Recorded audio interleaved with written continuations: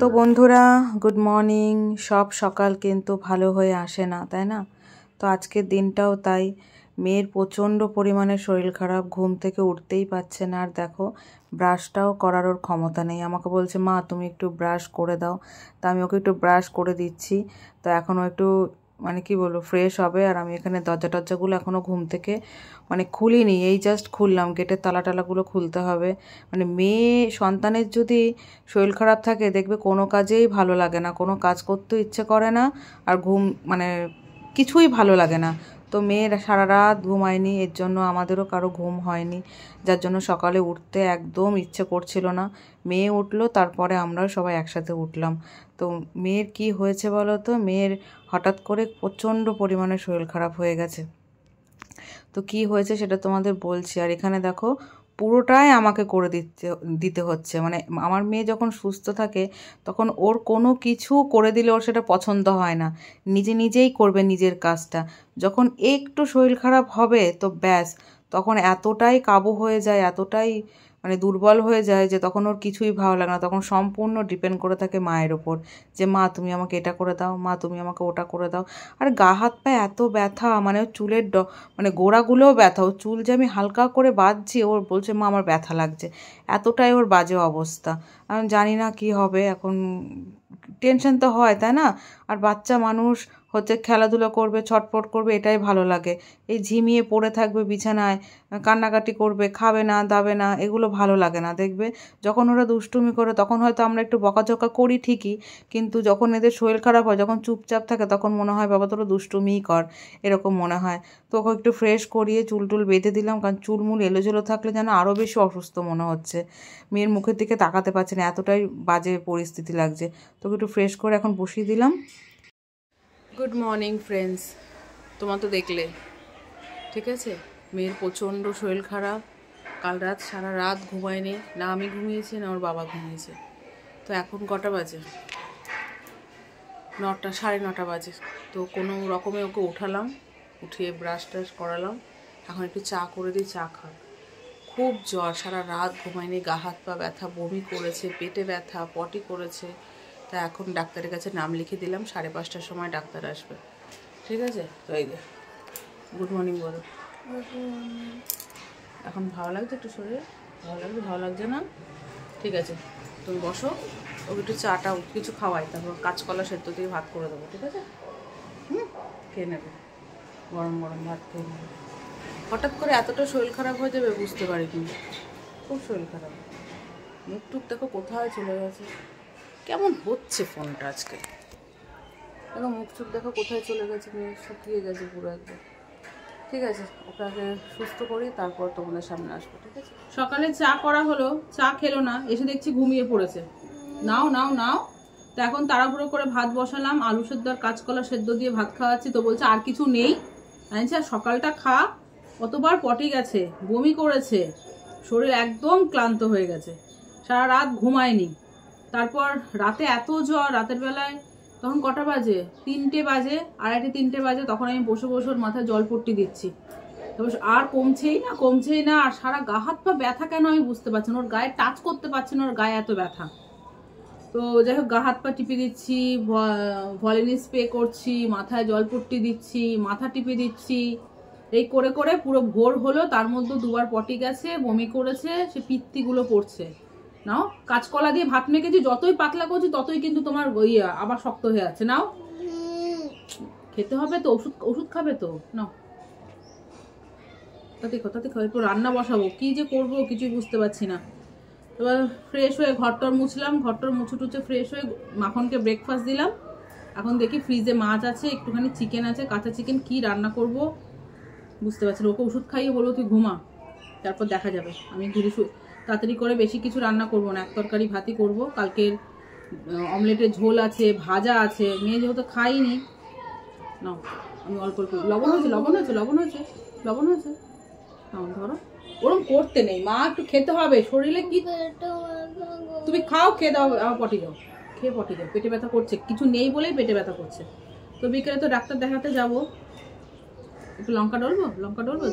ঠিক আছে, আচ্ছা ঠিক আছে। এই হচ্ছে পরিস্থিতি। কোথাও কিচ্ছু না, সুস্থ মেয়ে হঠাৎ করে অসুস্থ। তো মেয়েকে এখন স্নান করাবো, বেশ ভালো করে মাথায় তেল দিয়ে, গায়ে ভালো করে তেল দিয়ে একটু স্নান করিয়ে দিই। জল গরম বসিয়েছি, মাথাটা ধুয়ে দেবো না।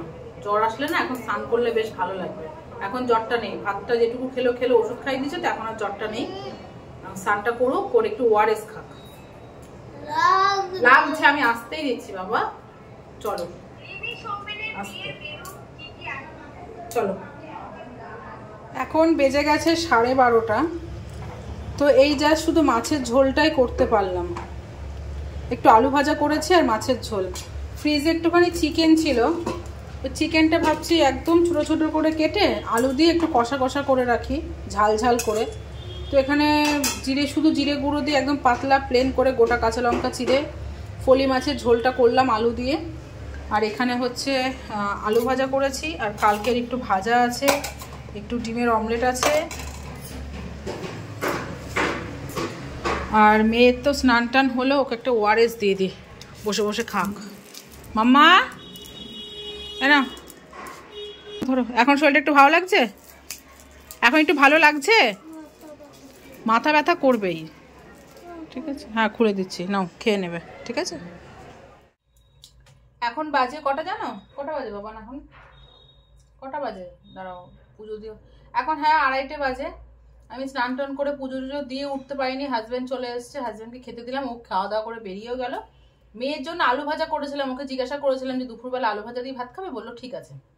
তো আলু ভাজা করেছি, মাত্র এক গাল মুখে দিয়েছি, ওয়াক ওয়াক করছে। কি করে হবে বলো? আবার গা গরম হচ্ছে, মাথা যন্ত্রণা করছে, আবার জ্বর আসছে। কি যে করি না, ভালো লাগে না। সুস্থ থাকলে কি যে করে বন্ধুরা, সুস্থ থাকলে, আমি জানি প্রত্যেকটা বাচ্চাই তাই, সুস্থ থাকলে তাদের মাটিতে পা পড়ে না। আর যে অসুস্থ হয়েছে, হাতটুকু চাদরের ভেতর থেকে বের করছে না। আমি এক হাতে ভাত খাওয়াচ্ছি, জল তেষ্টা পেলে আবার এই হাতেই জল খাওয়াচ্ছি। কি করবো বলো? হাতটা বের করারও ক্ষমতা নেই। তো ওকে খাইয়ে দেখা যাক, যদি জ্বর আসে একটু আবার একটু ওষুধ খাইয়ে দেবো, তারপর বিকালে তো ডাক্তার কাছে যাবোই, তারপর আমি খাবো। ও জল দেখেছো? আরে হাতটা বের করে নাও মাম্মা।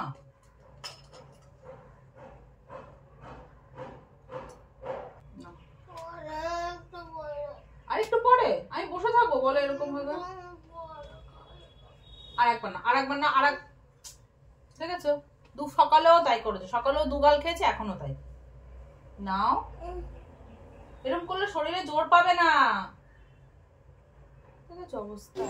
তো মেয়ে নিয়ে চলে এসেছি ডক্টরের কাছে। নখ খায় না, হাত খায় না।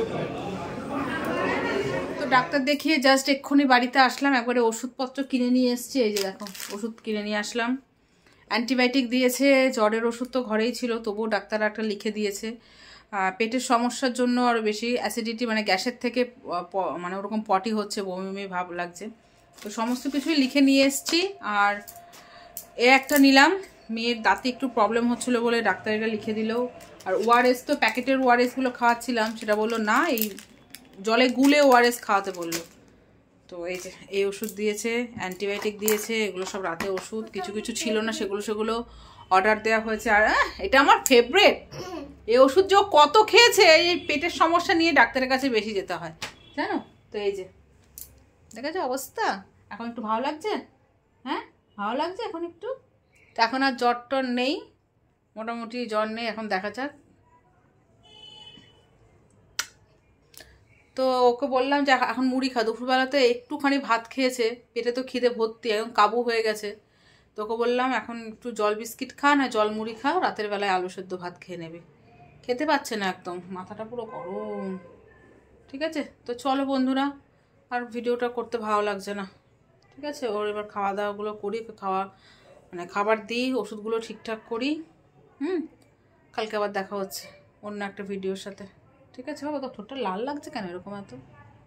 কত দেখি, ফেটে গেছে নাকি? চলো বাই করে দাও, গুড নাইট করে দাও। গুড নাইট, গুড নাইট বলো, গুড নাইট। আজকে স্কুলে, যে কথা, আজকে স্কুলে বেশ ভালো প্রোগ্রাম ছিল জানো? কি জানো, কি হতো বাবা, কি দেখো তো? ফিল্ম দেখাতো, যার জন্য ফর্ম ফিল আপ করতে হয়েছে রীতিমতো, সেটাও মেয়ে যেতে পারলো না। অনেক ইচ্ছে ছিল ওর যাওয়ার, তো 8:30 থেকে 9:30 পর্যন্ত 1 ঘন্টা দেখাতো, কিন্তু আজকে স্কুল ছিল না, ওটাই হতো, তো সেটাও মেয়ে যেতে পারলো না। ঠিক আছে, কোনো ব্যাপার না, নেক্সট টাইম না বাবা, ঠিক আছে? চলো tata, bye bye, good night.